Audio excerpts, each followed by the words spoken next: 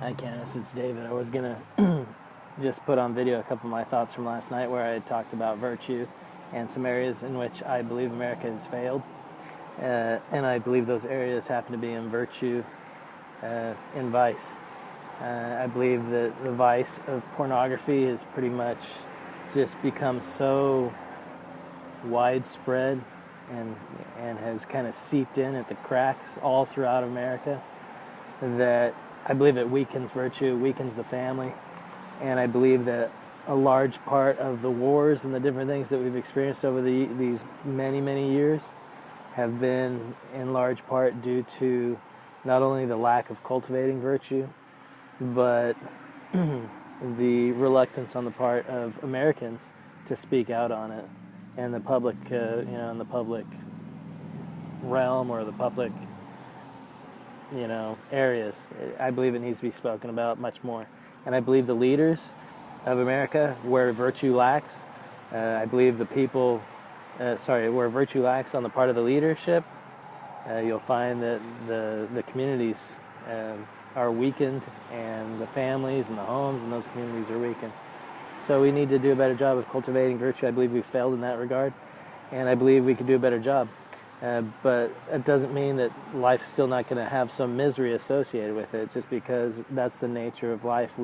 We all sin and fall short of the glory of God, and we all fail the Lord. Each of us, to a greater or lesser degree, will fail Him. I personally have betrayed Him, failed Him, and that's the source of my greatest pain and misery in life, is knowing that I failed Him and let Him down, and failed my family and let my family down in that regard. But there wasn't much I could do about it. I just, that was due to my own human weakness and frailty, and I'm sorry for it, but there's not much I can do to go back and change that.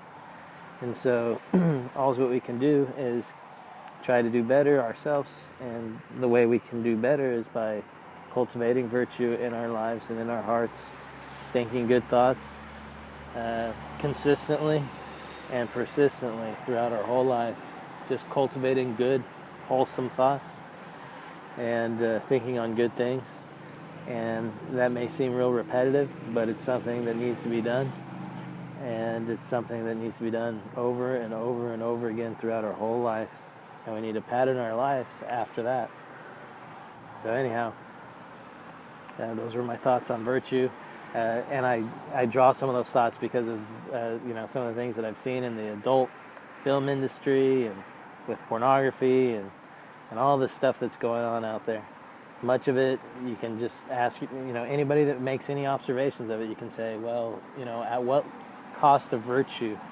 How much virtue has been lost? How stupid do people need to be in order to see that that's not the right way to find peace and joy and satisfaction in life, to just go around and let your sexual desires run rampant. And the way the scripture says, bridle all your passions that you might be filled with love. And I believe the scripture to be correct. And so anyhow, those are some of my thoughts on virtue and on vice, and the importance of America cultivating virtue for our freedom, for the sake of our personal freedom, the enjoyment of our personal freedom in our families throughout our whole lives, and for the sake of our collective freedom as a society and as a nation, throughout our whole lives, and for for our children and our children's children throughout all generations. They'll need a legacy on the part of the parents of virtue.